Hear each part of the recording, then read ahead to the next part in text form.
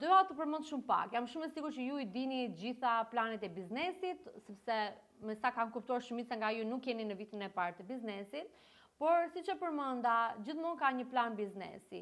Nuk ka rëndësi çfarë industrie që keni, duhet të ketë një plan afat shkurtë dhe afat gjatë. Nëse ju nuk keni një plan afat gjatë dhe nuk e keni krijuar hapat e dura se çfarë duhet bëj unë që të arrij planin afat gjatë. Për shembull, plani afat gjatë mund të jetë diçka monetare, që unë dua që për 5 vite do arrij një revenue $5 milion, pjafu skot. Nëse ju nuk keni krijuar një plan se çfarë unë do bëj muaj për muaj, dhe fix detajet që nga plani punës, që nga automizimi, tools që do përdorni për të arritur aty ku do jeni, skuadër që do punsoni, produkte apo shërbime që do shisni, ju nuk keni për të arritur, sepse do jetë thjesht si një ëndër. Po çdo gjë ecë me detaje të ndryshme. Viti im është i organizuar. Unë e di që në janar se çfarë ples, se çfarë dua dhe gjithmonë vë qëllime më të mëdha se unë mendoj që mund t'i arrij. Dhe nuk e di se si funksionon universi, mindset, kush beson në gjitha këto energjitë pozitive të universit, nuk e di si funksionon, por gjithmonë kur unë kam vënë plane më të mëdha se unë mendoja çdo arria dhe kam vënë detaje dhe jam munduar që çdo muaj, edhe sikur më zhdukur e pa arritur, të kontaktoj njerëz të lartë në industri, të bëj një mesazh, të bëj një event, të bëj një trajnim, pa menduar që do kem apo jo shitje, do kem apo jo evente. Unë gjithmonë i kam arritur. Prandaj dua që dhe juve, shpresoj që një këshill nga unë që do ta merrni sot është të uleni mbas këtij eventi, bëni një plan biznesi për 5 vite çfarë doni të arrini në biznesin tuaj. Dhe jo thjesht monetare, po dhe për ju si sipërmarrës. A doni të udhtoni më shumë, a doni të bëni një hobi? Po dolet pikërisht tek ajo që do thoja unë, sepse tek e fundi sipërmarrja nuk është çdo gjë. Ashtu si kur puna juaj nuk është çdo gjë, pra nuk ju identifikon ju si sipërmarrës, edhe sipërmarrja nuk është çdo gjë. Nëse ju prap nuk po bëni ato hobit tuaja, pra nuk keni këtë biznes që të keni liri dhe fleksibilitet dhe të bëni ato pasione që ju keni në sirtar, apo pse jo dhe punë vullnetare që ju jep më shumë vlera, ju bën shpirtin më të gëzuar, ju bën sikur po bëni një ndryshim në botë, më besoni që parat nuk do t'ju bëjnë të lumtur. Dhe këtë e them nga vetja, se vitin e parë se gjithë sipërmarrës punoja kështu me aq energji natë e ditë dhe bëra para 2 fishë në korporat, po në fund të vitit mendova vërtet sikur po vija në depresion dhe thira mendje thash, unë supozoj që lash korporatën për të qenë më afër familjes, për të patur më shumë mundësi të udhëtoj etj me radhë, por unë dhe kur udhëtoja isha në telefon ndërkohës. Nuk isha proceset e dura, pra sepse u fokusova në të gabuar, nuk fokusova te parat, sa fokusova në sisteme, në skuadër, në vetë zhvillim, edhe të bëja gjëra që mua më bëjnë të lumtur. Shpresoj që këto në një farë mënyrë ju motivojnë më mirë. Jam shumë e sigurt disa nga ju mbasi kanë arritur, por ata që akoma ndjejnë sikur sipërmarrja apo i merr atë jetën dhe nuk din të bëjnë çdo gjë tjetër, më besoni që gjërat ka mënyra më mirë, ka mënyra për automatizim, ka mënyra për fituar të ardhura të ndryshme në biznesin. Çdo lloj strategjie marketingu funksionon, por ka të bëjë me buxhetin, konsistencën dhe biznesin. Shumë njerëz më pyesin kur bëjnë takime me mua. Okej, kam me zën buxhetin $2.000 apo $1.000 në muaj. Çfarë të bëj unë? Të bëj reklama Meta, të bëj Google Ads, të punsoj një marketing influencer, të bëj nami dhe gjithmonë i them që duke qenë se varet nga stazhi i biznesit që ju jeni. Janë shumë gjëra që ju mund të bëni vetë për të rritur biznesin tuaj dhe shitjen. Nëse ju nuk keni buxhetin për të bërë Meta Ads, çdo buxhet të madh, apo Google Ads, apo mbase nuk keni buxhetin bëni SEO, që është diçka që duhet muaj t'i fokusohesh. Nëse ju mendoni që klientët mbase nuk po vinë nga website, po vi nga Instagrami, nga Facebooku, atëherë ju duhet fokusoni ku audiencia juaj po vjen më shumë. Një biznes për shembull, po marr shembull Eugenie, jam shumë e sigurt që shumica e klientëve të Eugenie nuk do vinë nga website-i apo nga Google-i, do vinë nga Facebook-u, nga video që poston, nga Instagrami. Mbase për centri mund të jetë ndryshe sepse ka të bëjë me kompani security, ku njerëzit mund ta shikojnë në LinkedIn, po jo mbase nuk janë në Facebook apo Instagram. Dhe do bëjnë kërkime në Google dhe kërkimet e tyre supozohet që nëse centri ka bërë SEO të mirë, ata do rankojnë, do shikojnë referenca, do lexojnë më shumë për centrin etj me radhë. Pra, çdo biznes ka sukses në marketingu, po duhet jetë marketingu i dur për biznesin e tyre. Dhe më e rëndësishme është ajo që unë përmendja, shitje. Ka shumë njerëz që thonë që okay, mora 20 leads, i dërgova një email edhe pastaj kaq. Pra nuk krijojnë një fushat marketingu të vazhdojnë t'i ushqejnë këto emaile, jo me hey, do blesh këtë, hey, unë ofroj këtë. por me ushqim informacion falas. Një gjë, jepi një update dhe kjo është diçka që dhe centri e ndryshoi në fushatat e tyre të marketingut, nga promovuese në edukuese, në webinare falas, në evente falas, në konsulta falas. Dhe më besoni që ata kur marrin vlerë në email, do e lexojnë çdo email tuaj. Mund ta humbasin postimin tuaj në rrjetet sociale, mund ta humbasin reklamën tuaj, por nuk do e humbasi emailin tuaj nëse po gjejnë vlerë dhe javë për javë. Edhe unë në email listën tim një javë për javë japim këshilla, guida falas, resurse dhe libra falas kemi dhënë, që si njerëzit të ndjehen që marrëdhënia nuk është se po na shet, po na edukon. Dhe pastaj kur keni diçka për promovuar, njerëzit prapë do e hapin sepse kanë besuar tek ju në gjitha emailet që ju keni dërguar. Kam bërë një video të gjatë për këtë, nuk do të vënojmë sot, do t'ja dërgoj kur të dërgoj emailin dhe ju mund ta dëgjoni, sepse e kam shpjeguar pak më mirë dhe nga marketingu social, nga rëndësia e të patur një prezencë online, se si e ndryshon komplet, se si njerëzit ju shikojnë në rrjetet sociale, sepse tek e fundit njerëzit nuk e dinë sa para ju keni, sa klient ju keni, sa rezultate të mira keni, nëse ju nuk i postoni në rrjetet sociale. Nëse ju nuk promovoni, nuk tregoni evente, nuk tregoni sponsori kujt eventi ishit apo dhe vështirësi që biznesi juaj po ha dhe çfarë mësime morën nga ta, si njerëzit do krijojnë një farë lidhje të ngushtë me ju, si njerëzit do ju mbajnë mend që hey, kjo është një kompani që unë e kam mësuar, e kam ndjekur këtë sipërmarrës, jam motivuar, jam inspiruar. Më lër ta pyes, çfarë ofron Illuminatus? Më lër ta pyes këtë person, çfarë shërbimesh tjetër? Pra, ka shumë të bëj prezenca online, ndonjëherë më shumë se sa ato brapa skenat tuaja, sepse normalisht njerëzit shikojnë atë që shikojnë.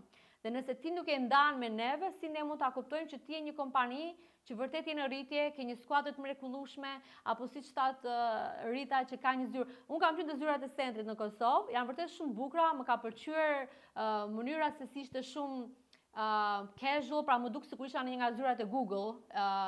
Mos gaboj, ju keni bërë rregullime që nga koha që kam qenë, por nuk i kam parë në rrjetet sociale, më kupton? Dhe e kuptoj që ndonjëherë nuk është prioriteti një sipërmarrës të tregoj zyrat, por kur është një biznesmen apo një kompani e madhe dhe është duke kërkuar kompaninë tuaj, i doli në Google, çfarë do bëjnë ata? Do shikojnë Instagram, do shikojnë LinkedIn, do shikojnë çfarë po thonë njerëzit, si komentojnë njerëzit. Dhe më besoni që ndonjëherë ajo zyra, ajo skuadra që ju po nxjerrni, do bëjnë ndryshimin që ata të thonë po apo jo për të bërë një telefonat me ju. Gjithmonë kur bëni content, s'ka rëndësi nëse është blog, s'ka rëndësi nëse është YouTube video, gjithmonë duhet të fokusoni në një content ide që është më e përgjithshme se ju çfarë ofroni. Nëse për shembull dikush ofron shërbime IT apo shërbime të sigurisë, të cyber security, çfarë do që të jetë, nëse ti fokusohesh vetëm në atë gjë, pa ma sipërmarrësit që nuk e din që ky është një problem që ata kanë dhe shërbimi juaj mund t'i ndihmojë, nuk kanë për ta parë atë video. Sepse mbas ata as nuk e din që kjo është diçka që ekziston. Për shembull, para se unë flisa me Etër nga Illuminatus, nuk e dija që unë mund ta automatizoj shumë gjëra në mënyrën se si unë krijoj biznes. Kisha dëgjuar, por nuk e dija dhe nuk kisha kërkuar sepse nuk e dija që ekzistonin. Por nga që unë mund të shikoj një video apo një postim që Etra poston, që është ID-ni t'ju apo probleme që njerëzit kanë dhe si mund të zgjidhen, ka shumë gjasa që unë të kontaktoj Etrën për një demo të Illuminatus apo për një shërbim tjetër që ata mund të ofrojnë. Dhe ndonjëherë kur bëm video argëtuese, njerëzit tonë apo sipërmarrësit që zodalën aty të bëjmë karagjeslik apo ku di unë. Në fakt, nëse ju jeni njerëz argëtues dhe ju tregoni diçka personale nga vetja, nuk jeni thjesht një person me xhaketë dhe këmishë, po jeni një baba, jeni një mama, udhëtoni, edukojni apo mbasi ju pëlqen të bëni gardening, pra t'jeni në baçe, më besoni kur ju postoni në rrjetet sociale, njerëzit fillojnë të krijojnë një intimitet me ju dhe ju besojnë më shumë se sa kur juve thjesht postoni video me këmisha dhe kollare. Sepse njerëzit ju shikojnë si human, nuk ju shikojnë si një website. Pra kjo është ndryshimi dhe kjo është arsyeja pse unë bëj dhe vlogje, bëj dhe postime që mund të kenë mbrapa skenat, kur mami dhe vajza bëjnë byrek, dhe ndonjëherë njerëzit të shikojnë si, po çfarë klienti ti mund të marrësh nga kjo video? Asnjë klient nuk marr nga ajo video. Dhe ato video bëjnë virale, por aman, tani njerëzit më shikojnë që hey, kjo është një mama, bravo. Edhe mund të jetë në kompani, edhe mund të bëjë mësim nga shtëpia, edhe ka një biznes, dhe bën evente. Pra mënyra se si njerëzit ju perceptojnë në rrjetet sociale, se sipërmarrës do ndryshojë kur ata shikojnë pra pas. Dhe një gjë që kam vëre për shembull, për marr shembull Sentri sepse një më shumë, Sentri kanë qenë një nga klientët mi të parë ku kam hapur kompaninë. Kam vëre që secili sipërmarrës, pra ata në disa bashkëpunëtorë, njëri mund të kenë pozicione të ndryshme, por është nisur nga 4 shok që kanë mbaruar shkollën e lartë, vitën përpara dhe nisën këtë kompani dhe kanë zgjeruar goxha më shumë se ç'mund të imagjinosh që kompani nga Kosova. Pra bravo. Por një gjë që më ka pëlqyer është që secili nga ata poston dhe edukon nëse është një libër që e kanë promovuar. Pra, secili nga ta janë duke munduar të rrisin self-brandin e tyre, sepse nga prezenca e tyre, rritet dhe prezenca e brandit të tyre që është Sentri. Dhe vërej që dhe shumica e punonjësve të tyre kanë bërë foto profesionale që duke një lloj, mundojnë të postojnë, janë duke i përmendur në rrjetet sociale, pra mbasi nuk bëni shumë video edukuese, por bëni shumë postime në LinkedIn për të rritur atë brandin tuaj dhe atë mbrapa skenat tuaja. E vëri që merrni shumë pjesë në konferenca, jeni sponsor në shumë konferenca, pra e shikoj që vërtet jepni mbrapsht komunitetit në mënyra të ndryshme dhe njerëzit e shikojnë dhe kjo po funksionon dhe në si thua në marketingun tuaj vizual që të keni ato referencat e mëdhaja, sepse secili nga ne ka target audienca dhe mendoj që po funksionon sepse unë mbaj mend Sentrin në fillimet e tyre, kur akoma nuk kishim marrë ato klientët e mëdhenj, pra kishte klientë, po juve po mundoni të depërtoni në tregun amerikan, dhe mbaj mend që ndonjëherë sepse varet nga kultura ku jeni, në shtetin ku jeni, se si bëhet biznesi në Itali apo në Tiranë, në industrinë tuaj, është tjetër se si bëhet biznesi me njerëz që ju po mundoni të klientë që po mundoni të merrin në Amerikë. Pra që nga mënyra e kulturës, etika e bisedave, strategjia e shitjes, dhe mbaj mend që në fillimet kur skuadra e Sentrit kishin skuadër shitje, kemi dyshuar çdo gjë, nga mesazhet, nga emailët që dërgonin, nga mënyra se si bënin telefonatat, sepse i bënin prapë me mënyrën sikur po bënin biznes me shqiptar apo kosovar, dhe ishte komplet ndryshe dhe ndonjëherë nuk e dini që është ndryshe kur nuk keni eksperiencë me klient amerikan dhe si mund të bëhet ndryshe. Prandaj ndonjëherë gjithmonë i them sipërmarrësve që po depërtojnë në tregjet mëdha Amerikë, gjeni mentorë që janë specialistë në atë që ju promovoni dhe kanë eksperiencë për të trajnuar. Pra mos u dekurajoni që mos të merrni mentor për atë që ju mungon. Dhe ndonjëherë duhet bëni kërkime që ata dini çfarë ju mungon. Dhe shumica e rasteve gjithmonë është mënyra se si flasin, mënyra se si bëjnë shitje, se për shembull skuadra e Sentrit mund të jetë shumë ekspert në relata, pra janë shumë ekspert në relata, bëjnë një punë shumë të mirë, mbase edhe në brendin e tyre dinë çfarë bëjnë në industrinë e tyre, por mbase nuk dinë ato strategjitë e shitjes apo si të marrësh atë gjë. Dhe njëta gjë, jo të gjithë janë ekspert. Më kupton, dhe unë kur nisa biznesin tim, isha ekspert në marketing dhe shitje, po si isha në eksperte në finance dhe të menaxhoja bookkeeping e gjitha gjërat e biznesit. Dhe bile sa akoma dhe sot sa ditë është një gjë që urrej ta bëj. Por janë sa gjëra që duhet të mësoj. Pusoj dikët më trajnoj, mbase pusoj ose shkëmbej shërbime dikët tjetër me kontrata, dhe ato ishte histori tjetër që tërkohës jemi duke ndryshuar kontrata, sepse nuk e dim ndonjëherë që duhet ta vëmë këtë gjë në kontratë sepse del një biznes tjetër, e një lloj industrie tjetër.